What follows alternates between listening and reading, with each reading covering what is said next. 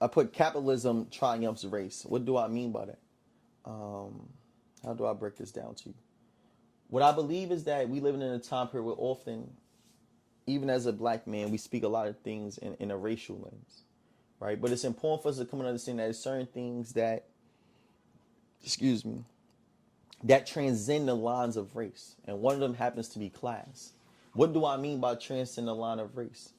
Mean that there's certain forms of oppression that more people are subjected to outside of just a racial demographic, even though there's times where a certain race may be disproportionately impacted, right? So when I think of class and poverty, poverty is something that not only black people are subjected to, it's people of all races and ethnicities that are subjected to poverty. And one of the things I've seen in this film that I thought was important that many people may not speak to is how there was different races and ethnicities of young men that was a part of this walk.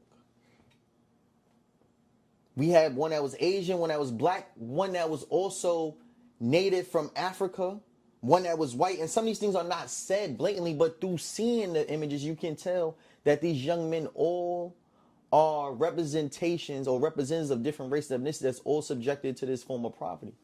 And then when we start to understand that there's a class oppression, we start to understand that we as black people have allies that's all victims to the same system of oppression. The best way for me to use a term that I learned through another movie called Origin made by Ava DuVernay is the word caste system.